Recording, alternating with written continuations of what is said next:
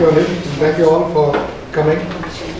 I must say, as one of the organizers of this workshop, we are happy the room is full. And the reason I say that is because one is always tentative whether people in this country are even bothered about the kind of threats they are facing. Because in a sense, the mass media is on dope. And as a result, people are obviously kept in the dark. And how do you get the message out? And when some of us look into what's going on, what we are finding is what's going wrong. And not just going wrong, but quite rapidly wrong. And we find that the systems that are meant to correct that, the regulatory systems, are compromised. Legislatures in most states are dysfunctional, and we know the state of the parliament. And some of us who find the time, not necessarily the resource, but we somehow manage to find the time to put together these ideas, and we go to court. And we go to different courts. And we try and raise these issues, and we try and bring the attention of the judiciary, which is possibly the last system of regulation that one can lean on within the formal structure of the state. And we find delays eating us. Some of the litigations, the one that Aruna is leading, the one that Vandana has been fighting for a long time on biopiracy, the one that we have been fighting on biopiracy against Monsanto, are all stuck in court. And these are not, sometimes when I see certain cases are taken suo moto by the judges, and I wonder why are these cases left behind, and why is parking in Delhi an issue that should take the attention of the Supreme Court of India. So this is not an accident that it happens this way. We make systematic efforts to bring to the attention of critical decision-making forums the matters of consequence that they must engage with. But when they sidestep matters of consequence, that's when we must really, really worry about what's going on in this country. Now, I came to stumble upon a press release in June last year. In fact, in a workshop where Aruna and I were together in attending on biopiracy and other, basically about seed sovereignty and so on. And we were in Geneva at that time. It was at the same time, United Nations made a press release, United Nations Environment Program in Geneva. And the press release was eulogizing zero-budget natural farming. Now I had heard of it, but I had not paid attention. So I said, this seems like a contradiction, because since we are in following farming, though we may not be able to actively farm, we have been working with farmers and following farmers and learning from them. And if there is farmer distress across the country and farmers are committing suicide, how could one can even assume that there is something called farming without a budget of any sort?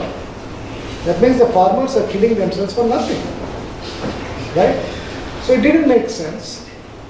And so started digging into it, and began to discover that it was a pretty intricate network of financial institutions which have promoted this idea.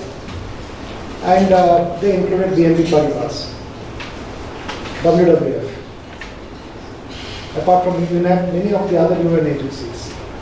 And they have created something called the Sustainable India Finance Facility, through which they would bring the money. And which, when the volume of money was evident, it was not small. It was only, according to them, 17,000 crores. Now, why I'm saying according to them is there was some engagement via email with many of the key functionaries, and the questions asked was, why do you need, if you're saying it's zero budget, why would you need 17,000 crores? Because there is a contradiction there. And so I started digging into it, and it eventually went into a spiral. And the spiral led me back to Bangalore, where the Azim Premji Philanthropic Initiatives had actually given a grant of 100 crores to an agency called RYSS, that's the Raitu Sadhikari Samstha, which is not the state of Andhra Pradesh. It is a para-state. Now, for a very long time, I have been a strong critique of parastatal-led governance for the simple reason that it is unconstitutional. It has been unconstitutional from the very beginning of the Constitution, but particularly so after the 73rd and 74th Amendment Acts were brought into effect in 1992, the Panchayat Raj and Agroecology laws. Now, if you read Article 243ZD, it's very clear that planning in this country should be ground up. And what kind of planning? Natural resource planning, water resource planning, planning for farmers, planning for pastoralists, forest planning, you name land use planning, infrastructure planning, and also about environmental conservation. It has to be ground up. It's a constitutional requirement. States have been required to implement that. And if you read the 11th and 12th schedules which are part of this, you will see in the 11th schedule, the first item is agriculture and agriculture related programs are under the Panchayat Raj system. Planning Commission and its successor Niti Aayog have systematically demolished decentralization. Now, they should be the ones who should have stepped up and said, let's plan from the ground up. But you find the Planning Commission from the 1990s, and I say that because we have worked on many of the Planning Commission proposals, and we find that it is acutely centralizing powers, be it in urban sector or in rural sector or in the water sector. And Niti Aayog has gone in the same direction but at a much more rapid pace. But you don't find any resistance from legislatures. And hardly any debate on that in the parliament. And yet we have, as if, like you keep it in a showcase, the 11th and 12th schedule, as if it matters. Because what we now see is most of the decisions relating to farming is not being made by farmers. It is not being made by even consumers. Consumers are just buying what is in the market. Consumers are not shaping the market. And farmers are not producing food which is required by the consumers. Farmers are producing food which is what they can produce. So in that context, when I looked at what Andhra Pradesh was attempting to do, it didn't make sense to have 17,000 crores in something which was proclaimed as zero budget farming. And I tried looking into the legislature's debate of Andhra Pradesh, and I found nothing at all. The program had started in 2016 with a massive grant from Azim Premji Philanthropic Initiatives. 100 crores is not a simple amount because of what it was intended for. It was not intended to give the money to the farmers who were in distress. The idea was to give the money to the state, which would then create this parastatal called RYSS, and then the RYSS would go and create a whole network of trainers who would go and train farmers how to shift from chemical agriculture to natural farming. Now again, that I find a contradiction because farmers were trained away from natural farming by Green Revolution and post-Green Revolution, GM and so on. Now we want to train them back. And we are going to create master trainers. And recently I've seen that there are hundreds of master trainers who have been hired. Who are they? Most of them are fresh agriculture graduates who obviously didn't have hands-on experience with farming. So they go and work with farmers and tell the farmers how to go back to natural farming. And last month they released a document in terms of what these natural, master trainers would go and document. And what shocked me was the level of detail that they were documenting. They were asked to go and literally shadow the farmer and observe every little detail of the farmer's life, day and night. Now that's one part of it. Whether a consent was taken, I didn't find any form for consent of the farmer. But they were mapping each and every detail and they were instructed they should be there for a month without leaving the farm. And they were also finding out whether there were families where there were lactating mothers.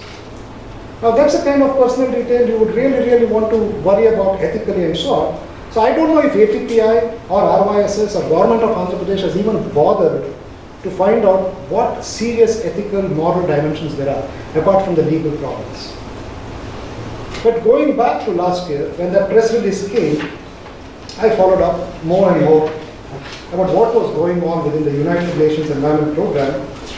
And you find that Eric Solheim, who was the executive director at that time, kept coming to Andhra Pradesh.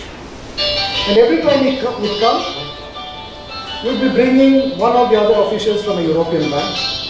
It was BNP Paribas, it was KFW, it was WWF. It was that kind of network of people. Now, no local bank was allowed to come. I didn't see State Bank of India. I didn't see Canara Bank. I mean, this was before the mergers. And what you find disturbing is that they were hosted as if they were, I mean, obviously you invite a UN dignitary as a state dignitary and you give them the respect they deserve. But when you look for the basis on which this whole thing was promoted, there was an absence of empirical evidence. Nobody had ever tested whether zero budget natural farming can work. And you heard Bablu speak earlier about his own experience and his serious worries about what it means if zero budget natural farming becomes the method. Like green revolution was the method, or GMO was the method that is now being promoted, not just by the state of Andhra Pradesh, but a few other states and also by Niti Aayog. And this year it has come into the budget. As not zero budget natural farming, but as Jairam Ramesh immediately observed, zero budget farming. The word natural has been dropped. Now, in that context, let's read a letter that Eric Solheim writes to Chandrababu Naidu, who was then the Chief Minister. And he says the basic idea of UN promoting, UNEP, I'm not saying all of UN, UNEP promoting this, and quote, it is widely recognized that public funding will not be enough to tackle some of the most defining challenges our planet is facing.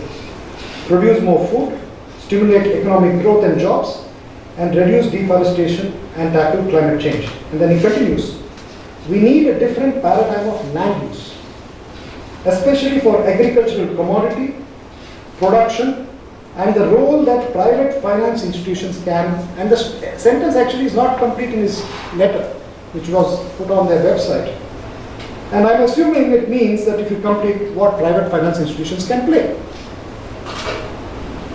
And then he goes on to say, the whole purpose, and you know this later on, he goes on to say, to highlight how blended financial models can support countries in achieving inclusive growth and emissions reduction goals. Now you see, the problem with this language is that if you go back to the earlier sentence, we need a different paradigm of land use, especially for agricultural commodity, production and role of private finance.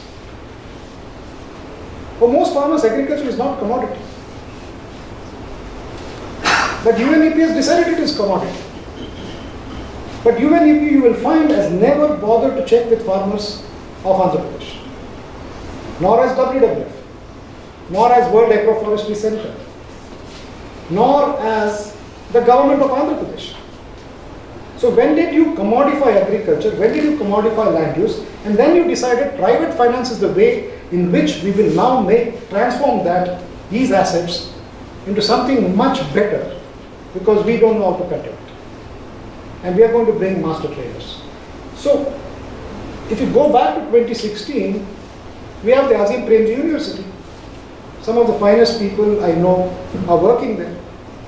Why was Azim Premji University not involved in investigating the viability of zero budget natural farming before Azim Premji Philanthropic Initiatives even gave a 100 crore grant? Now that's a grant which went directly to the state. But another route of financing has also been to give grants, about 20 or 30 crores of grants to civil society organizations within Andhra Pradesh, to create a network of support to make sure ZBNF becomes a mainstay. So you see, you finally now see that the architecture is complete, that the global finance comes in to promote a corporatized model, commodified model of agriculture. State has willingly bought in, and then you have civil society accommodating the process. And the media has not reported much. If it has reported anything at all, it is highly favorable. So it is in this context, because there was an absence of critical discourse, we started a conversation. And the paper I wrote, which ended up as a 17-page book actually, if you want to call it that. Copies are in the back, or you can also find it online. Is an accumulation of the conversations that took place and the questions that it kept on leading me to. And I kept on digging into those questions, and I find that Chandrababu Naidu actually said, when he was Chief Minister, everything will be online and there will be no corruption. And he went to the United Nations General Assembly last September for what? To seek collaboration in finance, philanthropy and market sharing. Now, when we talk organic farming, agroecological farming, these are not concepts we actually bring to the table. For us, the imaginaries of the farmer are those in which the farmer says, I am stepping away from GMO, I am stepping away from chemical farming, I am going to heal the soil, I am going to cultivate good water, I am going to make sure that the crops I grow do not cause disease for my family or for the people who consume the food I grow. Agroecological farming is about humanity. It's about compassion. It's about healing the earth, which is badly hurt. You don't find any of that language. So, one goes deeper and one finds that this commodification and financialization, when it is projected as a method, needs a selling point. Right? Now, how do you create a market for this? That's when this other parastatal agency called the Farmer Producing Organization is created. Now, this has been going around for quite a few decades, the Farmer Producing Organization. Now, it's one thing if farmers actually create those organizations. It's a different thing if a parastatal agency like RYSS, backed by international finance and foundational grants, steps up and produces FPOs which are independent of the Panchayat Raj. The Panchayats have no hold over the FPOs. This is worrying because for the last 25, 30 years now, we have been trying to stabilize the Panchayat Raj systems, trying to strengthen them. And when you actually think of climate resilient models, and I really go back to Article 243ZD, one of the best climate resilient models of development that one can see anywhere is to actually read Article 243ZD and make sure every decision in this country comes out of that. And guided by Article 39 of the Constitution, of the directive principle, which says that you use the earth's resources not to maximize wealth for yourself, but to maximize public interest. It's based on compassion. It's based on interdependence. It is not based on acquisitiveness. And most farmers are not acquisitive. Most farmers are not trying to tear out whatever they can get today from the earth. Because they are always thinking, I'll take what I can for what I need and not what I feel I want. No, when we understand the ethos of farming communities this way, and then you find the entire state infrastructure is not only stepping away from supporting the farmers, but actually creating a system in which it says that, farmers don't really need the state to support. Because the word zero budget can be understood in very many ways. It could also mean there is no budgetary allocation in both state by state finance commissions or even the central finance commission. And if you see what Nirmala Sitharaman says, she's promoting zero budget farming, but if you read the text of the budget, there is actually no money for it. So they take it literally. So, in this paper you will find there is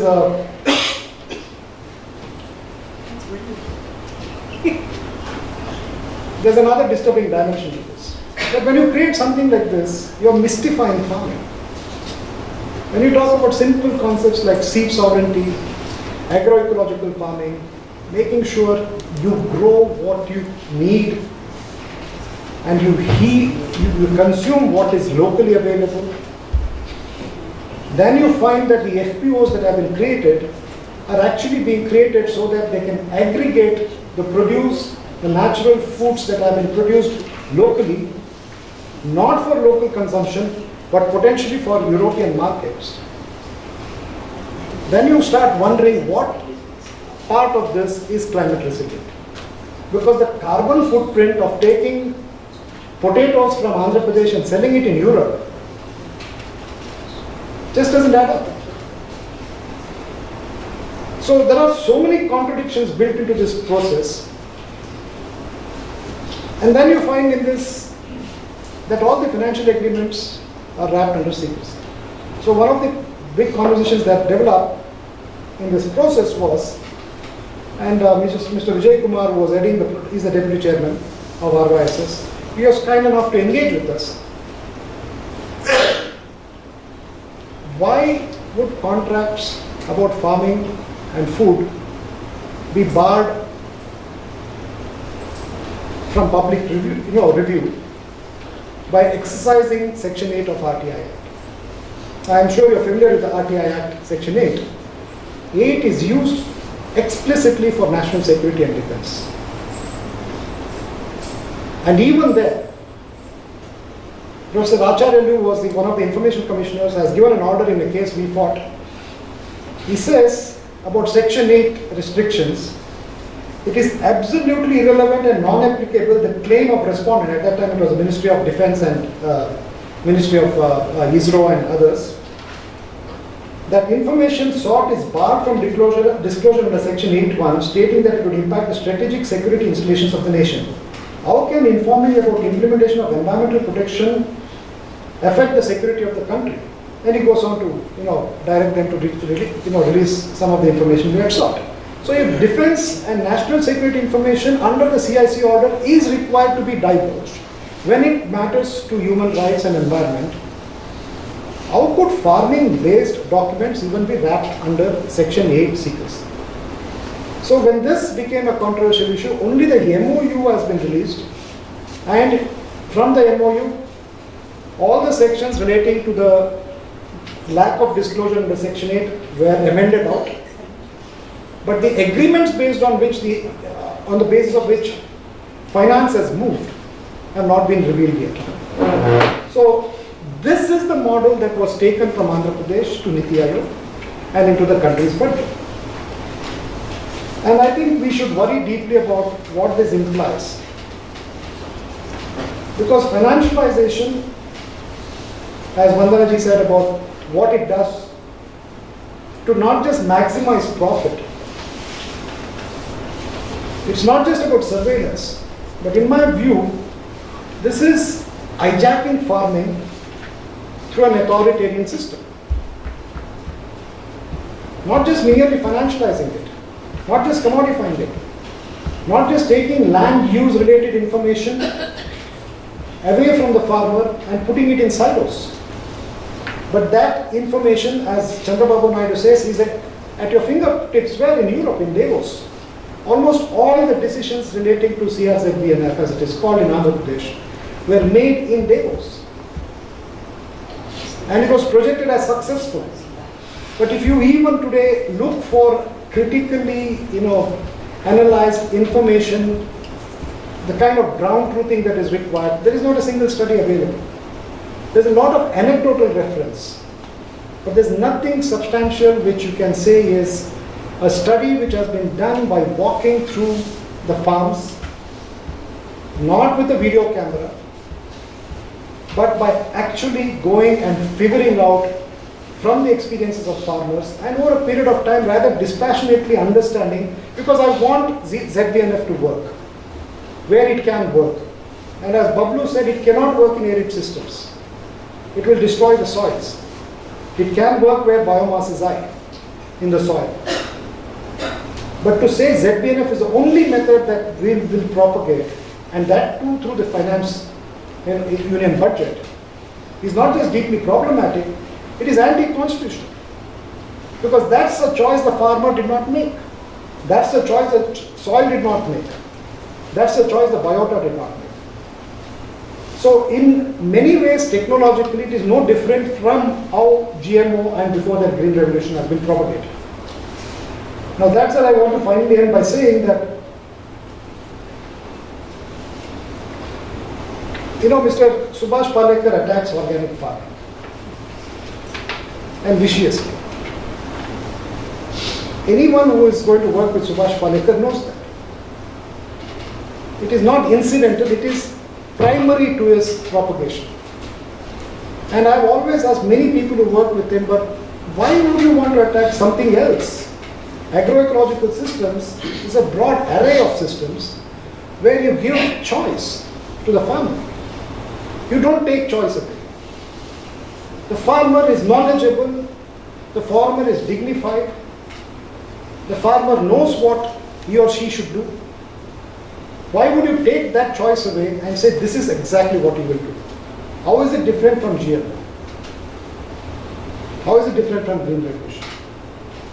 If there is an indignification that is taking place today, it is through ZBLF, and I think we should worry about it. Thank you.